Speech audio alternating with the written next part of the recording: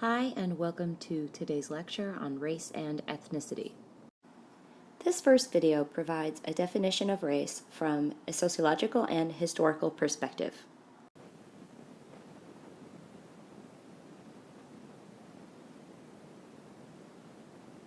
Chapter 9. Race.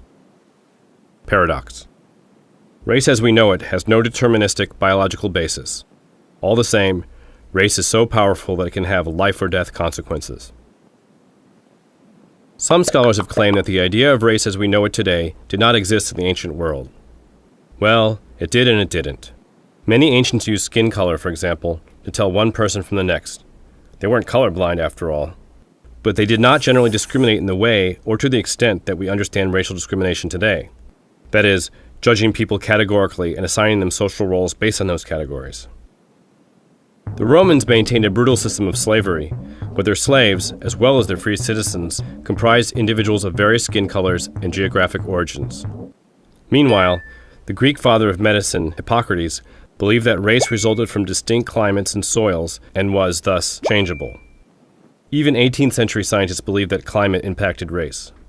For example, when a sunnier climate turned one's skin darker, some believed that that new skin tone would be passed on to one's children. Indeed, blackness was considered a, quote, universal freckle. The idea that race is independent of climate arose in the mid-17th century in conjunction with imperialism. As Europeans began colonizing new lands, race proved a handy way to rationalize conquest and domination. New definitions of race sought to categorize people who were different from white Europeans. But as we now know, the biological validity of racial categories is debatable. That said, in social life, race has real consequences. Just ask someone of the Barakamine race in Japan. The Barakamine originated as a group of displaced outcasts resulting from 14th century feudal wars. Imagine all the homeless people in Miami or Los Angeles suddenly being labeled as unique races. The Barakamine formed a social category even though they were not a distinct group, genetically speaking. Still, many consider the Barakamine a, quote, less human race, despite the fact that they display no physical distinctions from their fellow Japanese. Race is based on the Latin word for root, misimplying long-standing, unique bloodlines.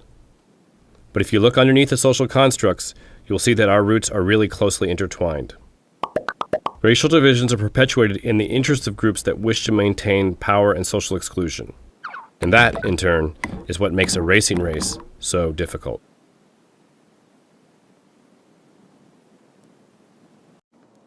Here are some key things to understand. First, that race is a socially constructed concept. Race is not something rooted in biology, but something that is upheld and maintained by social structures. The acceptance of race as a legitimate category benefits the dominant group in society and allows a racial hierarchy to emerge. In turn, certain races believe they are superior to other races. This doctrine of racial supremacy is known as racism. Race has multiple meanings for many people. The idea of biological race is based on the false notion of a genetically isolated human group. According to biological anthropologists, there are no mutually exclusive races. Race is significant because people have given it significance. The forming of races is a socio-historical process, and racial categories, as we saw in the video, are created, inhabited, transformed, and destroyed. Also, there is an increasing number of people who identify themselves as biracial and multiracial. Again, there are no races in the biological sense of being. Physical traits that are chosen to define race are arbitrary and could be things like hair texture, bone structure, or eye shape. Terms like Black, White, Asian, or Latino and Latina are social groups, not genetically distinct branches of humankind. Race is a real cultural, political, and economic concept in society, which is why it's so important for anthropologists and sociologists to study the origins of race. Race is not a fixed, concrete, or natural attribute. It is the institutionalization of physical appearance. Race is defined and assigned significance by society, and oftentimes race is legally constructed and shaped by those in power. Race is an ever-changing, complex set of meanings shaped by sociopolitical conflict. An important thing to remember is that race, especially here in the United States, affects people. Race can affect access to wealth, power, and prestige, access to education, housing, healthcare, and other valued resources. Race affects where you live, how you are treated, and your life chances. Oftentimes, race and ethnicity are used interchangeably. Each of us has an ethnicity. Ethnicity is the shared cultural characteristics of a group. Ethnicity includes national origin, language, traditions, customs, religious beliefs and practices, and a whole host of other cultural categories. The American Anthropological Association has recommended that the U.S. Census eliminate the term race from its forms and replace it with ethnic origins instead, because many Americans oftentimes confuse race, ethnicity, and historic ancestry. This video, despite the rather low production quality, actually does a really great job defining race and ethnicity. I'm Persian. Scotch, Irish, English. I'm Pakistani. I'm Korean. And I'm Vietnamese. Mexican. I'm Scottish. Scottish and Irish. I'm half Chinese and half German. I am French. Caucasian. White. White. Caucasian. Caucasian or white. I'm white, but I'm also a quarter Armenian. I'm African American or black, don't care which.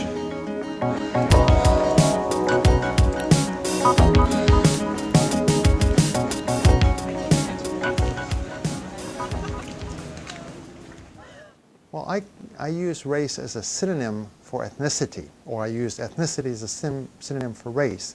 The usual idea of race is that it's a fixed biological category that's inherited from generation to generation. But there's a great deal of subjectivity in race itself. So this is why I prefer to use the term ethnicity. And basically it's a form of identity, thinking about where your ancestors came from.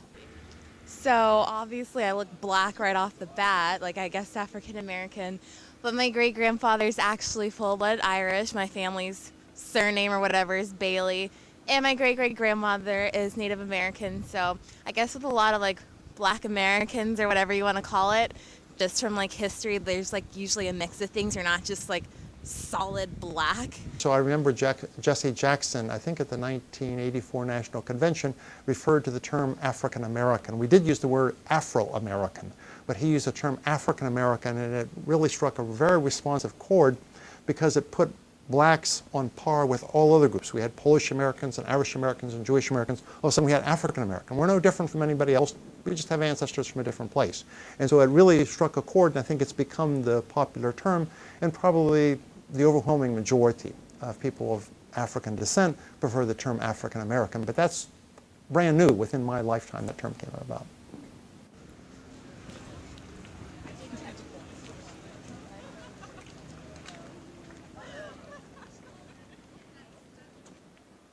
Race is usually thought to be a physical trait, and ethnicity is thought to be a cultural trait. But that is, they sort of slide into each other. A century ago, the Irish were thought to be a race, the Jews were thought to be a race. At the present time, where are Middle Easterners? They're clearly a group that feels a great sense of identity and sometimes oppression, but they are not necessarily recognizable by others. The other point is that there's a lot of people within any category that we would think of as being defined by their physical type, whether African American, Hispanic, or Asian, for whom the heterogeneity, the range of physical appearance is quite broad. So particularly people who have had mixed ancestry, it's not at all clear by sight who they are. So usually we ask, who do you identify with yourself? And we take that as sort of the response that we analyze. My dad's from California. He's a third-generation Chinese American. And my mother is from Milan, Italy. Her parents are Neapolitan and Tuscan.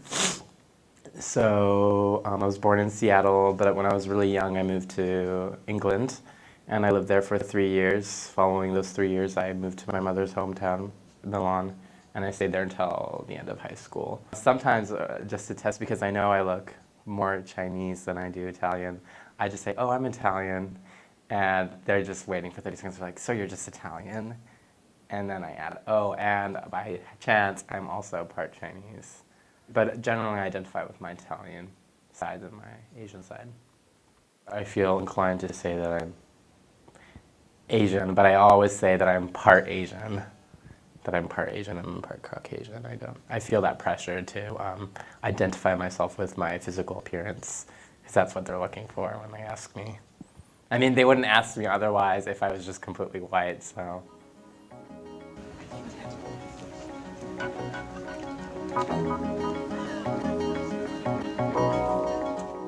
I would consider myself Chinese. My parents were born in Taiwan.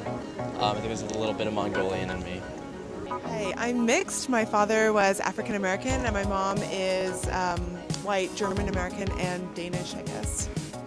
Oh wow, I'm all sorts of complicated. I am, to my knowledge, I am Filipino, Chinese, Spanish, and a little bit of Japanese. A little bit. Well, my mother's is from Malaysia, but she's Chinese. And my dad, he moved here from Texas, and he's black. So, I'm Blackanese. I have so many different groupings in my family that I can't keep them straight, so I just define myself as a mutt, and I'm okay with it. I'm a mutt. Gringa. I'm ginger white. I'm a blue-blooded American. Well, they tell you what they think, and what people think is very important. That's an important part of sociology. We think that people's subjective identities are very critical in understanding society. However, sociology also has a tradition of looking objectively. In other words, what would the observer say? You know, for instance, if the doctor asks you, how are you feeling? They will enter that into their record, but they also take your temperature. So they're both getting objective and subjective information to be able to make their diagnosis. So often times we think that the subjective identity is a very important part of who people think they are, but we could think, we probably don't know, that ancestry would be a more objective measure of one's roots. The problem is that people do not know their full ancestries. Many times people don't talk about who your grandparents or your great-grandparents were. It's my belief that most Americans actually have mixed ancestry. They have ancestors from different parts of the globe, but they don't know that.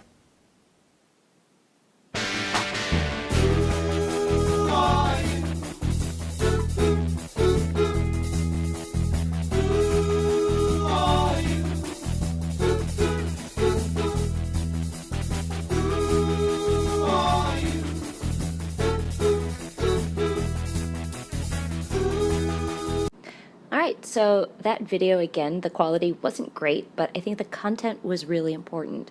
I really appreciate how the video used the voices of many individuals to share their experiences and understandings of identity, race, and ethnicity here in the United States. This last slide has a quote from Dr. Sherwood Washburn in 1963. Dr. Washburn argued against racial categorizations and classifications of individuals. In this quote, he argues, "The number of races will depend on the purpose of classification. I think we should require people who propose a classification of races to state in the first place why they wish to divide the human species." I think a good way to close this lecture is a poem by Maya Angelou, accompanied by a commercial for a very popular technology product. I note the obvious differences in the human family. Some of us are serious. Some thrive on comedy. I've sailed upon the 7 seas and stopped in every land.